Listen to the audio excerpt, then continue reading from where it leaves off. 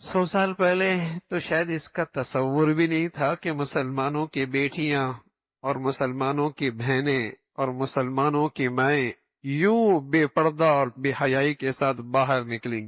اور کیسے ہوتا تھا؟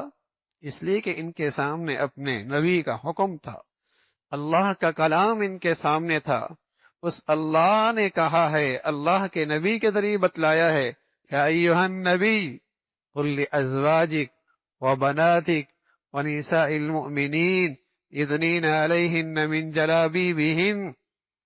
اے نبی، آپ اپنی بیویوں سے، اپنی بیٹیوں سے اور ایمان والی عورتوں سے کہہ دیجئے یہ اپنی اوڑنیاں جھکا لیں، جب انہیں باہر نکلنے کی ضرورت پڑے تو اپنے چہرے پہ پردہ ڈال کے نکلیں۔ یدنین علیہن من جلابیبہن ذالک ادنی ان یعرفن فلا یؤذین، یہ پہچان ہو جائے کہ یہ مسلمان آزاد عورتیں ہیں۔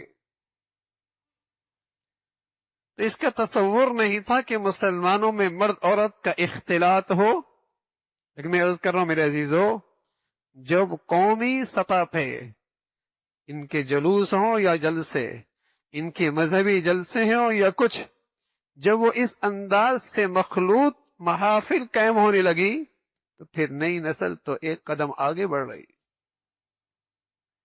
تیزی کے ساتھ یہ بہرائی فروغ پا رہی ہے، اور سبھی جانتے ہیں اس کے نتائج بد میرے معاشرے میں کیا پڑ رہا ہے۔ پہلے سننے میں آتا تھا میاں بیوی میں ناچاقی ہو گئی ہے، طلاق تک آواز بات پہنچ چکی ہے، لیکن میرے عزیزو اب تو ہر دوسرے گھر کا تماشا یہی لگتا ہے۔ کتنے ارمانوں سے ایک ماں اپنی بیٹی کو رخصت کرتی ہے، لیکن خوشیاں کتنی دیکھتی ہے۔ کتنی امیدوں سے ایک باپ اپنے گھر میں اپنی بیٹی کی بیوی اور بہو لے کے آتا ہے، لیکن اس گھر میں محبتوں کے پھول کتنے کھلتے ہیں۔ ہاں میرے عزیزو، جس معاشرے میں مرد عورت کا آزادانہ میل جول ہوگا وہاں کبھی گھر نہیں بنا کر، وہاں کبھی میاں بیوی میں اعتماد کی فضا نہیں ہو سکتی،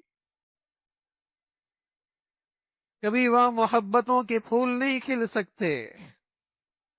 پہلے کوئی اکا دکا بات آتی تھی میرے عزیزو، لیکن اب تو ہر دوسرے گھر کی کہانی یہی نظر آتی ہے۔